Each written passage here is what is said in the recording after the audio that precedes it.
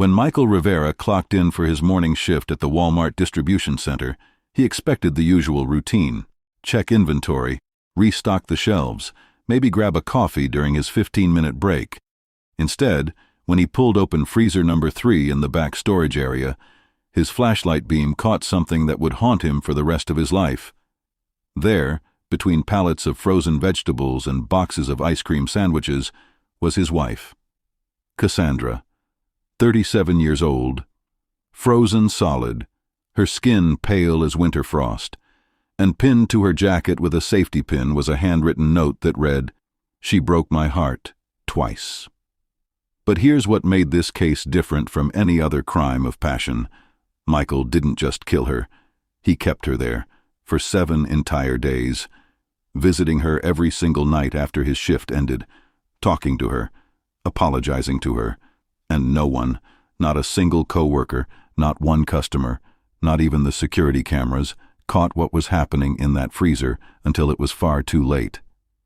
But before we go deeper into this chilling story, let us know in the comments where you're watching from. We'd love to hear from you, and if you're new here, click on the subscribe button so you never miss any of our upcoming videos. Pine Ridge, Oregon. Population 42,000. The kind of town where everyone waves at each other in the grocery store, where secrets are supposed to stay buried under layers of politeness and small-town charm. Michael Rivera had lived there his entire life. 41 years old, stocky build, the kind of guy who never made waves. He'd worked at the Walmart distribution center for 14 years, always on time, rarely called in sick, known for keeping to himself, but never causing trouble. His co-workers described him as reliable, quiet, maybe a little too quiet. Cassandra Hayes, now Cassandra Rivera, had moved to Pine Ridge 8 years earlier from California. She was different from most people in town, more outgoing, always dressed sharp, worked as a dental hygienist at the clinic on Maple Street. She had this way of lighting up a room, people said. When she married Michael 5 years ago, folks thought it was sweet. The quiet guy finally found someone who could bring him out of his shell. But 6 months before that freezer door opened, neighbors started noticing cracks in the marriage. Cassandra's car wasn't in the driveway as often. Their house had lights on at odd hours, and more than once, people heard raised voices through the windows. Linda Martinez, who lived next door, remembered one particular night in late April. "I heard shouting. Cassandra yelled something like, 'I can't do this anymore,' and Michael just kept saying 'please' over and over. It broke my heart." At work, Cassandra had confided in her coworker, Sarah Chen, that things at home had become unbearable. "She told me Michael had become obsessed. He'd check her phone constantly, ask where she'd been. She said she felt trapped." What Michael didn't know was that Cassandra had been planning her escape for months. She'd opened a separate bank account. She'd been staying late at work, but not because of patience. She was talking to someone else. His name was David Foster, 34 years old, a long-haul truck driver who made regular deliveries to the Walmart where Michael worked. What started as friendly conversation turned into coffee meetups, then long phone calls, then something neither of them could take back. October 15th, 5:30 in the morning. Michael Rivera pulled into his usual parking spot, grabbed his lunch bag, walked through the employee entrance, scanned his badge. Inside the distribution center, fluorescent lights buzzed overhead. Michael's job was simple: check the inventory logs, make sure the overnight team had properly stocked the freezers. He started with freezer 1, everything in order. Freezer 2, all good. Then he walked to freezer 3, the one in the far corner, the one that wasn't checked as frequently. The door handle was cold against his palm. He pulled it open, and the rush of frigid air hit his face. The temperature gauge read -10 degrees. He stepped inside, and that's when his flashlight beam swept across something that shouldn't have been there. A person. Cassandra. His wife.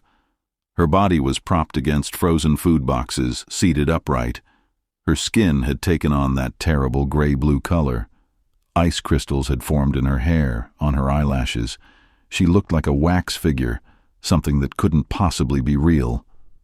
Michael's flashlight shook in his hand. He stepped closer. That's when he saw the note. A piece of white paper, folded once, pinned to her jacket. He didn't touch it. Instead, he backed out of the freezer and ran to find Marcus, the security guard. "Call 911, Michael gasped. "There's someone in the freezer. My wife. She's dead." Within 20 minutes, Pine Ridge's police department descended on the Walmart. Detective Isaiah Grant arrived first, a 30-year veteran with salt and pepper hair and eyes that had seen too much. The freezer was cordoned off immediately. Crime scene techs arrived, cameras flashing. Isaiah stood at the freezer entrance looking at Cassandra's body, at the note. "Bag that note, and get me every security recording from the past 2 weeks." He turned to Michael, who was sitting near the break room, still in shock. "Michael, I need you to tell me everything. When did you last see Cassandra?" Michael's voice came out hoarse. 7 days ago, last Tuesday. We had a fight. She left. I thought she went to stay with her sister." Isaiah made notes. "What did you fight about?" "She wanted a divorce. Said she wasn't happy. I begged her to stay. She said it was too late." But as Isaiah continued questioning, as officers combed through the scene, things started not adding up. The security footage showed something Michael hadn't mentioned. 8 days ago, Michael was seen on camera wheeling a large storage bin through the employee entrance at 2 a.m, hours before his shift started. He rolled it straight to freezer 3. He was inside for 17 minutes. When he came out, the bin was empty. Isaiah pulled up the footage. Hours later at the station, sitting across from Michael in the interrogation room, he asked, "What was in that bin, Michael?" Michael shifted. "Supplies. Just supplies for work." "At 2 a.m? "I couldn't sleep." "Michael, we found Cassandra's blood in that bin, so I'll ask you again. What was in that bin?" The room went silent. Finally, Michael spoke, barely above a whisper. "I didn't mean to kill her." Isaiah let those words hang in the air. Michael rubbed his face, then started talking. "That Tuesday night we fought. Bad. She told me she'd been seeing someone else, a truck driver, said she was leaving, that our marriage was a mistake. I lost it. I grabbed her arm. She pulled away, tried to go to the bedroom. I followed. We yelled. She shoved me. I shoved back. She fell, hit her head on the corner of the dresser." Michael's voice cracked. "There was so much blood. I checked for a pulse. Nothing. I thought she was dead. I panicked. I couldn't call the police, so I put her in that storage bin. I drove to work. I put her in the freezer. I thought maybe if I kept her cold, I could figure out what to do. I visited her every night after work. I'd sit with her, tell her I was sorry." Isaiah's stomach turned. "Michael, the coroner's report shows something you need to know. Cassandra didn't die from hitting her head. She died from hypothermia. In that freezer. She was still alive when you put her in there." The color drained from Michael's face. "She was unconscious," Isaiah continued, "but alive. If you'd called 911, she'd probably still be here."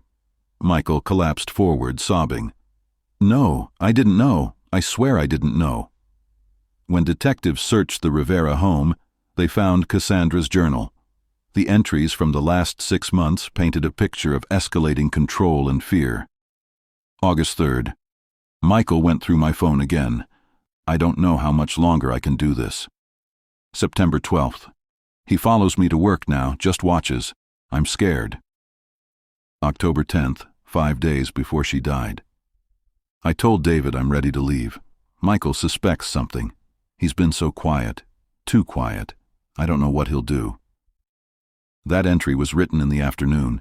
By that night, she was fighting for her life. By the next morning, she was locked in a freezer, slowly freezing to death while unconscious. The case shook Pine Ridge to its core. Cassandra's family, her sister Emily and mother Patricia, were devastated. David Foster, the truck driver, cooperated fully with police. "I loved her," he told detectives, tears streaming. "I was supposed to pick her up that Wednesday. When she didn't show, I thought she changed her mind. I never imagined this." The community split. Some saw Michael as a cold-blooded killer. Others saw a broken man who'd made a terrible mistake in a moment of panic. The trial lasted 3 weeks. The prosecution presented the security footage, the blood evidence, the journal entries, the coroner's testimony that Cassandra could have survived. The defense called character witnesses who testified Michael had never been violent. A psychologist testified about trauma and panic clouding judgment.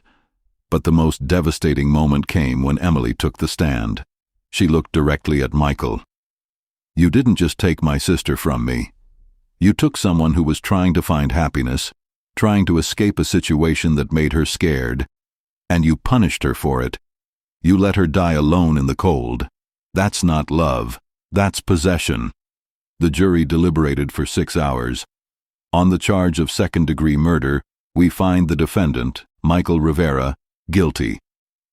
The sentencing came 2 weeks later, life in prison with the possibility of parole after 25 years.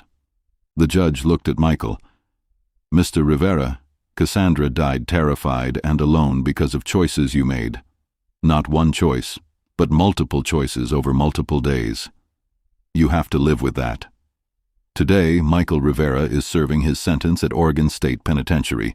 In Pine Ridge, that Walmart distribution center closed. Locals avoid it. Some say they can still feel the cold when they drive past.